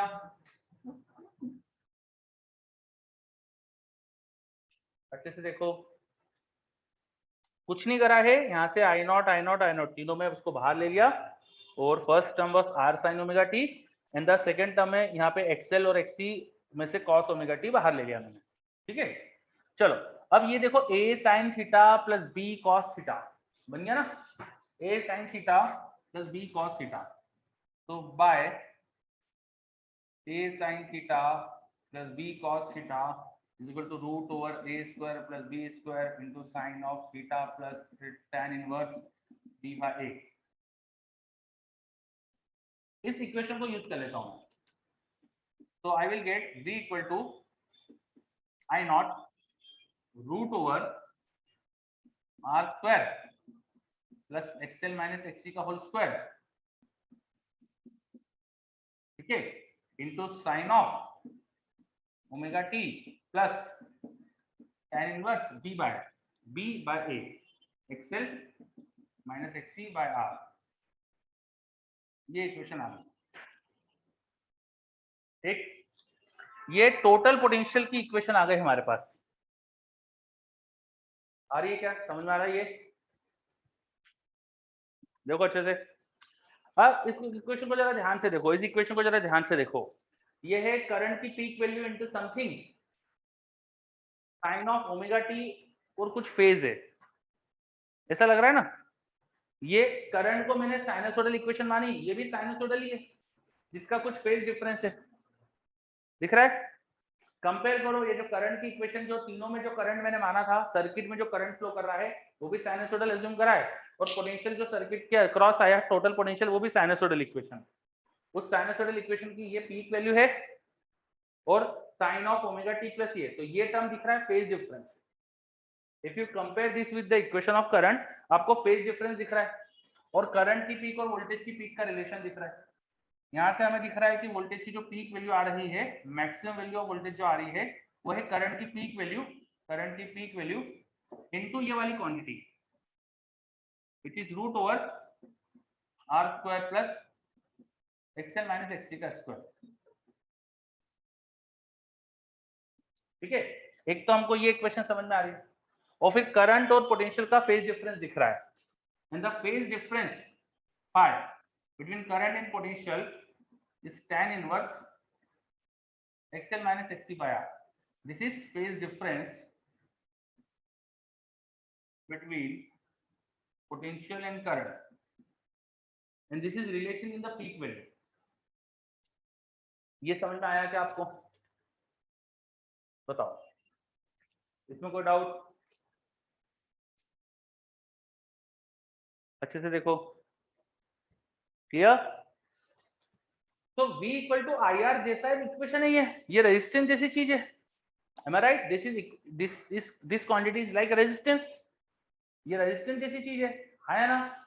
V equal to I into some resistance जैसी क्वांटिटी, ये रेजिस्टेंस जैसी क्वांटिटी, लेकिन रेजिस्टेंस और रिएक्टेंस का रिजल्टेंट है, ये ना तो प्योर रेजिस्टेंस है ना रिएक्टेंस है, उनका कॉम्बिनेशन है। तो इस कॉम्बिनेशन को कुछ नया नाम दे देते हैं, इसको कुछ नया नाम दे देते हैं। इस क्वांटिटी को नाम दिया इंपीडेंस। क्या दिया? इंपीडेंस। इसको रिप्रेजेंट करा मैंने Z से, इसको रिप्रेजेंट करा Z से, Z, ठीक है। Z impedance is the effective resistance of combination of this three quantity. इन तीनों का सीरीज में जो इफेक्टिव रेजिस्टेंस क्रिएट हो रहा है, सर्किट का जो इफेक्टिव रेजिस्टेंस क्रिएट हो रहा है, उसे मैंने बोल दिया इंपीडेंस। और इंपीडेंस की वैल्यू कितनी आ गई? Root over R square plus XL minus XC का होल स्क्वायर, ये आ गया इंपीडेंस की वैल्यू। सीरीज एलसीआर सर्किट में इंपीडेंस इतना आता है, सीरीज एलसीआर सर्किट का इफेक्टिव रेजिस्टेंस ये होता है। इफेक्टिव रेजिस्टेंस अगर आपको पता है तो आप लिख सकते हो V R M S equal to I R M S into Z. जो भी इस पूरे सर्किट के अंदर आपने पोटेंशियल की आरएमएस वैल्यू लगाई, और जो भी सर्किट में करंट फ्लो कर रहा है उसकी आरएमएस वैल्यू इनटू सर्किट का इफेक्टिव रेजिस्टेंस जेड, ये इक्वेशन लगा सकते हो। कैसे लेके आ गया इक्वेशन? ये पीक वैल्यू का जो रिलेशन था उसको रूट 2 से डिवाइड करो तो आरएमएस का आ जाएगा। तो ये रिलेशन आ रहा है वोल्टेज और करंट के आरएमएस वैल्यूज का। एंड एक और चीज समझ में आ रही है, पोटेंशियल और करंट के बीच में फेज डिफरेंस है। पोटेंशियल इतना फेज आगे है करंट से, कितना फेज आगे है? tan inverse XL minus XC by R. The phase difference between potential and current, वो भी इक्वेशन समझ में आ रही है। क्या फेज डिफरेंस होता है? tan inverse XL minus XC by R. तो जब भी सीरीज एलसीआर सर्किट होगा आपके पास, उसमें आप जो पोटेंशियल लगाओगे और जो सर्किट में करंट फ्लो करेगा, इन दोनों की आरएमएस वैल्यू का आपको रिलेशन पता चल गया। इस सर्किट का इफेक्टिव रेजिस्टेंस क्या आता है वो पता चल गया। इस सर्किट में करंट और पोटेंशियल में जो फेज डिफरेंस होगा पता चल गया। पोटेंशियल आगे करंट पीछे है, पोटेंशियल आगे करंट पीछे है, कितना फेज डिफरेंस है? tan inverse XL minus XC by R. चलो, सब चीज आपको पता चली क्या? कहीं भी कोई भी डाउट? देखो अच्छे से, ठीक है। अब कोई भी, हाँ, सबको याद रखना पड़ेगा और याद हो जाएगा, टेंशन मत लो, मैं याद करवाऊंगा, ठीक है। तो एक सीरीज एलसीआर सर्किट में क्या होता है, उसमें भी पोटेंशियल और करंट साइनसोइडल आता है। जो टोटल पोटेंशियल अगर साइनसोइडल लगाओ तो करंट भी साइनसोइडल आता है, पोटेंशियल साइनसोइडल लगाओ तो करंट भी साइनसोइडल आता है ना। पोटेंशियल और करंट दोनों की इक्वेशन साइन वाली इक्वेशन ही आती है, बस उनमें कुछ फेज डिफरेंस होता है। कितना फेज डिफरेंस होता है? The potential is ahead of current by this much phase, ये फेज डिफरेंस है पोटेंशियल और करंट का। ठीक है। पोटेंशियल और करंट की पीक वैल्यू का रिलेशन क्या होता है, वही रेजिस्टेंस जैसी इक्वेशन आती है, V equal to I R जैसी इक्वेशन आती है, पर यहाँ R के बदले जो चीज लिखते हैं अपन उसे बोलते हैं impedance. Impedance of series LCR होता है root over R square plus XL minus XC whole square, R square plus XL minus XC whole square. तो ये ऐसा लग रहा है जैसे कि रेजिस्टेंस और एक्सएल माइनस एक्सी ये इफेक्टिव रिएक्टेंस, इफेक्टिव रिएक्टेंस, ये रेजिस्टेंस और रिएक्टेंस का कॉम्बिनेशन, रेजिस्टेंस और रिएक्टेंस का कॉम्बिनेशन। चलो, तो अपन ने पढ़ा सीरीज एलसीआर सर्किट में वोल्टेज और करंट में क्या होता है। हाँ, एसी में याद करने की चीज बहुत ज्यादा है, बिल्कुल सही, बस याद ही करना है और कुछ नहीं है आपके लिए ना, और याद हो जाएगा, सब नॉर्मल है। मतलब अभी आज पहली बार पढ़ रहे हो तो लग रहा है आपको, अभी थोड़े क्वेश्चन कर लोगे तो सब रटा जाएगा। ठीक है, चलो यहां तक कुछ भी डाउट? असाइनमेंट्स से याद हो जाएगा, बिल्कुल सही, आज से ही पेज पर लिखने का दीवार पे चिपका लेंगे। यस, क्वेश्चन करने के ही देर है, बस क्वेश्चन करो और सब याद हो जाएगा अपने आप, सब नाम वाम सब याद हो जाएंगे, आपको टेंशन नहीं लेना है। अब ध्यान से देखो एक चीज और, अब 2-3 मिनट है अपने पास, तो 2-3 मिनट में मैं कुछ एक चीज और बताता हूँ आपको। ठीक है, अब सर्किट में करंट तीनों में सेम है, करंट तीनों में सेम है, ध्यान से देखिएगा। सर्किट में तीनों एलिमेंट में करंट सेम था, तीनों एलिमेंट में करंट सेम था। तो अगर मैं फेजर बनाऊं करंट का, तो करंट तो तीनों में सेम ही है। ये मैंने करंट का फेजर बनाया, करंट की मैक्सिमम वैल्यू आई नॉट मान ली, पीक वैल्यू आई नॉट मान ली। ठीक है, अब रजिस्टर में जो पोटेंशियल होता है वो करंट के फेज में होता है, रजिस्टर में जो पोटेंशियल होता है वो करंट के फेज में होता है। ये रजिस्टर का पोटेंशियल, ठीक है, उसकी पीक वैल्यू लिखोगे, लेंथ लिखोगे I naught by R, I naught into R, sorry, उसकी लेंथ को लिखोगे I naught into R, length of register, length of potential in register वो लिखोगे आई नॉट इंटू आर। ये रजिस्टर में पोटेंशियल की पीक वैल्यू है, इसको वी नॉट आर बोल दिया, वी नॉट आर। नॉट क्यों लगा रहा हूं मैक्सिमम वैल्यू के लिए, आर क्यों लगा रहा हूं क्योंकि रेजिस्टेंस की बात कर रहा हूं। ये समझ में आया क्या? ये रजिस्टर में जो पोटेंशियल का फेजर होगा वो दिखाया मैंने, ये तुम्हें दिख रहा है क्या? रजिस्टर में पोटेंशियल का फेजर समझ में आ रहा है? ठीक है, ध्यान दीजिएगा जरा। इंडक्टर में जो पोटेंशियल होगा वो करंट से पाई बाय 2 फेज आगे होता है। इंडक्टर में जो पोटेंशियल होता है वो करंट से पाई बाय 2 फेज आगे होता है, तो उसका फेजर भी करंट के फेजर से पाई बाय 2 आगे दिखाओगे। उसकी लेंथ कितनी होगी, ये लेंथ कितनी होगी, पोटेंशियल का मैक्सिमम वैल्यू जो इंडक्टर में आएगी वो आएगी करंट की मैक्सिमम वैल्यू इनटू एक्सएल। सही बात है क्या? ये इंडक्टर में पोटेंशियल का फेजर, इंडक्टर में पोटेंशियल का फेजर, इंडक्टर में पोटेंशियल का फेजर, इसमें कोई समस्या बताइए? कैपेसिटर में पोटेंशियल का फेजर, अब कैपेसिटर में जो पोटेंशियल होता है उसकी maximum value I naught XC और वो पाई बाय 2 फेज पीछे होता है, तो कैपेसिटर के पोटेंशियल का फेजर करंट से पाई बाय 2 एंगल पीछे, तो करंट से 90 डिग्री एंगल पीछे। ये मैंने बताया आई नॉट एक्सी, ये हो गया वी नॉट सी। कैपेसिटर में पोटेंशियल की मैक्सिमम वैल्यू, कैपेसिटर में पोटेंशियल की पीक वैल्यू वो थी आई नॉट एक्सी और उसका फेजर बनाया। हम इन तीनों इंस्टेंटेनियस पोटेंशियल को ऐड करके नेट पोटेंशियल निकाल रहे, इन तीनों पोटेंशियल को ऐड करके नेट पोटेंशियल निकाल रहे। अब ये तीनों क्या है, इन वेक्टर्स के कंपोनेंट है ना, इन वेक्टर का y एक्सिस पे कंपोनेंट है ना, बताओ बताइए। ये x एक्सिस से करंट का एंगल ओमेगा टी ले लिया मैंने अगर, और ये सभी फेजर को ओमेगा एंगुलर वेलोसिटी से सबको घुमा रहा हूं, है ना, तो इन सभी वेक्टर का y एक्सिस पे जो प्रोजेक्शन है वही तो ये तीन क्वांटिटी है। अब मैंने प्रोजेक्शंस का सम करा है, तो तीन वेक्टर के y एक्सिस पे प्रोजेक्शन का सम, उन तीनों वेक्टर के सम का प्रोजेक्शन भी तो होगा। A vector plus B vector plus C vector तीनों को ऐड कर लूं और फिर जो रिजल्टेंट आए उसका y एक्सिस पे प्रोजेक्शन निकालो, that will be equal to individual vector का y पे प्रोजेक्शन फिर सम लो। सही बात है क्या? अच्छे से सोचो। हाँ, तो मैं यहाँ पे इन सभी वेक्टर के प्रोजेक्शन का सम लेने वाला हूं, तो क्यों ना वेक्टर को जोड़कर, वेक्टर को ऐड करके जो रिजल्ट आए उसका प्रोजेक्शन ले लो। वो इनको जोड़ोगे तो रिजल्टेंट वेक्टर इसका फेजर बन जाएगा ना, इसका फेजर बनेगा ना रिजल्टेंट पोटेंशियल का। तो रिजल्टेंट पोटेंशियल का फेजर निकालना आसान है, इन तीनों वेक्टर को जोड़ दो। अब देखो वेक्टर को कैसे ऐड करते हैं अपन, ये दो वेक्टर मुझे पता है एकदम एकदम एक दूसरे से अपोजिट है, ये दो वेक्टर मुझे पता है एक दूसरे से ठीक अपोजिट है, तो इनका रिजल्ट क्या आएगा, इन दोनों का सम करोगे तो मैं मान लेता हूँ ये ज्यादा था, तो वो इस तरफ वेक्टर बनेगा, कितना बनेगा I naught XL minus I naught XC, तो आ जाएगा I naught into XL minus XC, I naught into XL minus XC, है ना। इन दोनों वेक्टर का एडिशन क्या आ गया, और फिर ये वेक्टर और ये वेक्टर ये दोनों 90 डिग्री पर है, ये दो वेक्टर एक दूसरे से 90 डिग्री पर है, तो इनका जो रिजल्टेंट आने वाला है पाइथागोरस थ्योरम से वो आप निकाल सकते हो। पाइथागोरस थ्योरम से इसकी जो लेंथ आएगी, मैक्सिमम वैल्यू जो आएगी, इसकी जो मैक्सिमम वैल्यू आएगी वो क्या आएगी, यहाँ की वैल्यू का स्क्वायर प्लस यहाँ की वैल्यू का स्क्वायर का रूट, वो आना चाहिए रूट इन दोनों का, ये इसका स्क्वायर प्लस इसका स्क्वायर, देखो यहाँ पे आई नॉट कॉमन ले लो, तो root over R square plus XL minus XC का स्क्वायर होना चाहिए था। दिख रहा है क्या, ये वाली लेंथ और ये वाली लेंथ तुम्हें पता है, this is I naught R, this is I naught R, this is I naught XL minus XC. तो इन दोनों का पाइथागोरस थ्योरम से जो रिजल्टेंट आएगा उसका मैग्नीट्यूड क्या लिखेंगे, इन दोनों में आई नॉट कॉमन है तो मैंने आई नॉट कॉमन ले लिया, फिर रूट ओवर बेस का स्क्वायर प्लस परपेंडिकुलर का स्क्वायर। दिख रहा है आपको, ये समझ में आ रहा है।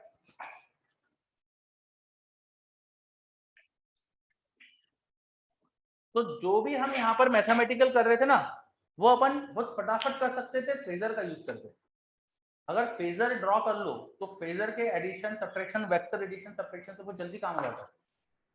ठीक है, ये रिजल्टेंट पोटेंशियल की मुझे साफ साफ दिखने लग गया कि इसकी मैक्सिमम वैल्यू कितनी है। देखो ये आगे ये रिलेशन आ गया, देखो एग्जैक्ट आ रहा है, ये रिलेशन आ रहा है, हमको समझ में आ गया कि z की वैल्यू क्यों आ रही है। दिख रहा है क्या आपको, इज दिस क्लियर और नॉट, यस ओके। एक और चीज ध्यान से देखो, फेज डिफरेंस भी दिख रहा है आपको, ये angle, this is resultant potential, तो रिजल्टेंट पोटेंशियल का फेजर पता है, ये करंट का फेजर था, देखो ये आई नॉट, इनके बीच का एंगल देखो tan फाई, मान लो ये फाई है तो tan फाई क्या लिखोगे, देखो इधर ट्रायंगल में tan फाई क्या लिखोगे, ये वाली लेंथ अपॉन ये वाली लेंथ, ये वाली लेंथ अपॉन ये वाली length, this is I naught into XL minus XC, और नीचे जो लेंथ है वो है I naught into R. So आ गया ये रिलेशन।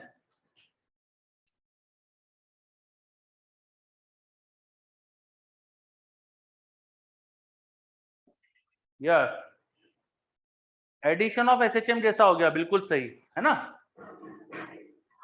तो जो रिजल्टेंट पोटेंशियल का अपन ने करंट से फेज डिफरेंस देखा, वो फेज डिफरेंस फेजर से भी बहुत आसानी से निकाल सकते थे अपन। ठीक है, चलो तो आज अपन ने इसकी थ्योरी देखी है, अब अपना टाइम ओवर हो गया है तो अपन आज रुकते हैं। नेक्स्ट क्लास में मैं इसको रिवाइज कराऊंगा, ये पूरी चीज मैं सब कुछ तो लिखूंगा नहीं बोर्ड पे, पर हाँ फॉर्मूले एक बार जरूर शॉर्ट में याद कराऊंगा आपको, और फिर इन पे बेस्ड क्वेश्चंस वगैरह कैसे हैंडल करना है वो सब सीखेंगे। ठीक है, चलो अब आपका काम क्या है, आपका काम क्या है, ईएमआई तो पूरा हो ही चुका है, बिगिनर बॉक्स 1 इसका पूरा करके लेके आओ नेक्स्ट क्लास में, बिगिनर बॉक्स 1 100% हो जाना चाहिए, और बिगिनर बॉक्स 2 के काफी क्वेश्चन हो जाएंगे आपसे, जितने क्वेश्चन बिगिनर बॉक्स 2 के कर पाओ वो सब करके लाओ, जितने क्वेश्चन कर पाओ वो सब करके लाओ। अभी कुछ क्वेश्चन में अटकोगे आप, मैंने क्योंकि तीनों एक साथ लेके सिखाए हैं आपको, मैंने आपको 3 एक साथ लेके सिखाए हैं, अलग अलग को नहीं सिखा पाया मैं। ठीक है, मैंने इंडिविजुअल बता दिए बट 2 एट ए टाइम नहीं बताया। मान लो किसी सर्किट में ओनली इंडक्टर और रजिस्टर लगाए, मान लो सिर्फ इंडक्टर और रजिस्टर लगाए, तो उसमें क्या करना है, तो उसमें क्या करोगे वो सुन लो जरा ध्यान से। अगर सिर्फ इंडक्टर और रजिस्टर लगाए, कैपेसिटर नहीं लगाए, तो Z में कैपेसिटर का XC गायब कर दो, तो ये इफेक्टिव Z आ जाएगा। फेज डिफरेंस में कैपेसिटर का XC गायब करो तो ये फेज डिफरेंस आ जाएगा। बात समझ में आ रही है ना। ठीक है, तो वैसे क्वेश्चन भी कर सकते हो, मान लो इंडक्टर और रजिस्टर लगाए सिर्फ और पूछ लिया सर्किट का इंपीडेंस क्या आएगा, सर्किट का इंपीडेंस, तो इंपीडेंस आ जाएगा √R square plus XL square, ये XC गायब कर देना, जो यहाँ नहीं हो वो वाला एलिमेंट गायब कर देना, सिंपल सी बात है, ठीक है। XC नहीं है तो XC हटा देना यहाँ से, XC हटा देना यहाँ से, तो आपको फेज डिफरेंस और Z सब मिल जाएगा, ठीक है। आप पूरा बिग बॉक्स हो सकता है, चलो करके लेके आना नेक्स्ट क्लास में। ओके बच्चों, बाय सबको, thank you all of you, मिलते हैं नेक्स्ट क्लास में। सबको फिर से टेस्ट के लिए बेस्ट ऑफ लक।